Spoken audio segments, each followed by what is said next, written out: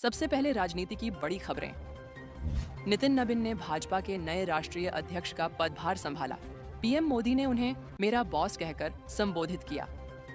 राहुल गांधी हरियाणा के कुरुक्षेत्र में कांग्रेस के प्रशिक्षण शिविर को संबोधित करने पहुंचे। बीजेपी नेता अमित मालवीय को राहत। मद्रास हाईकोर्ट ने सनातन धर्म पर टिप्पणी मामले में दर्ज एफआईआर रद्द की। दिल्ली में आप नेताओं का दावा, जेल भेजने से पार्टी नहीं टूटेगी, गुजरात में सत्ता परिवर्तन होगा। नीतीश कुमार की पार्टी जेडीयू का मेगा प्लान, मार्च तक 1 करोड़ सदस्य और नया राष्ट्रीय अध्यक्ष बनाने का लक्ष्य। विपक्षी दलों की सक्रियता, पवार नहीं बल्कि यशवंत सिन्हा के राष्ट्रमंच ने बुलाई अहम बैठक। बजट 2026 की तैयारी, केंद्र सरकार बुनियादी ढांचे और उपभोग सहायता पर दे सकती है जोर। युद्ध से जुड़ी बड़ी खबरें। सीरिया में सरकार और एसडीएफ के बीच 4 दिवसीय संघर्ष विराम पर सहमति, लेकिन छिटपुट हमलों की खबरें। सीरिया में झड़पों के दौरान 100 से अधिक आईएस आतंकियों के जेल से भागने की सूचना। राष्ट्रपति ट्रंप की धमकियों के बीच ग्रीनलैंड अमेरिकी और कनाडाई सैन्य अभ्यास की मेजबानी करेगा। नॉर्वे के प्रधानमंत्री का बड़ा खुलासा, ट्रंप ने नोबेल पुरस्कार न मिलने की खुन्नस ग्रीनलैंड मुद्दे से जोड़ दी। ईरान को ट्रंप की चेतावनी, अगर मेरी हत्या की कोशिश हुई तो ईरान को धरती से मिटा दिया जाएगा। जम्मू कश्मीर के कठुआ में आतंकियों की तलाश के लिए सुरक्षा बलों का बड़ा तलाशी अभियान। देश विदेश की बड़ी खबरें। डोनाल्ड ट्रंप ने फ्रांस को 200% टैरिफ लगाने की धमकी दी। यूरोपीय देशों में ट्रेड वॉर का डर। कनाडाई नेता मार्क कार्नी ने दावोस में अमेरिकी नेतृत्व वाले वैश्विक आदेश के अंत की घोषणा की। बांग्लादेश चुनाव से पहले भारत ने अपने राजनयिकों के परिवारों को वापस लौटने की सलाह दी। पुतिन को ट्रंप के गाजा बोर्ड ऑफ पीस में शामिल होने का न्योता मिला। सुनीता विलियम्स का ऐतिहासिक करियर समाप्त। नासा से 27 साल बाद लिया संन्यास। गाजा में 24 घंटे में 65 मौतें। मिस्र ने शांति के लिए नया प्रस्ताव पेश किया। ग्रीनलैंड विवाद पर यूरोपीय देशों का कड़ा रुख। नियम आधारित व्यवस्था का अपमान बर्दाश्त नहीं। क्राइम और अकस्मात की बड़ी खबरें।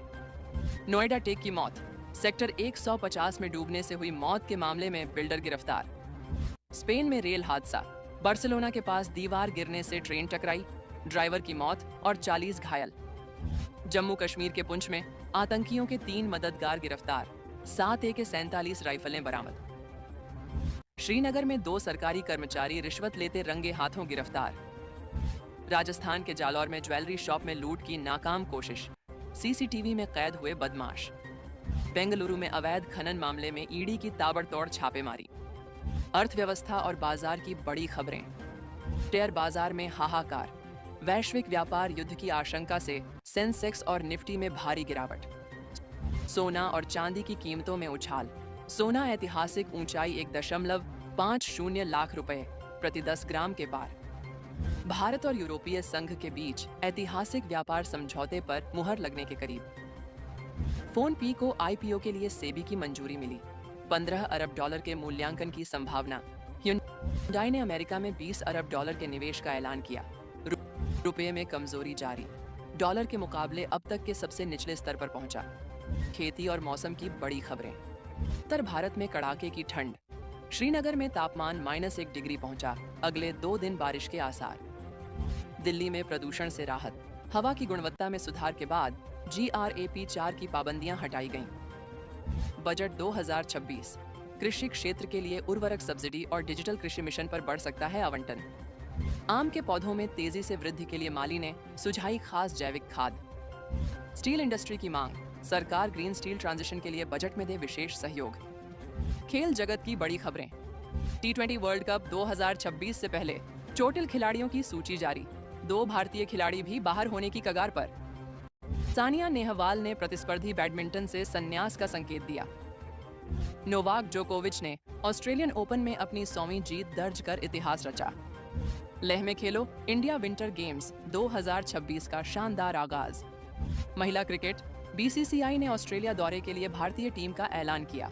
जानकारी अच्छी लगी हो तो चैनल को लाइक और सब्सक्राइब करें। धन्यवाद दोस्तों, आपका दिन शुभ रहे। तो जल्द मिलेंगे अगली ताज़ा खबरों में।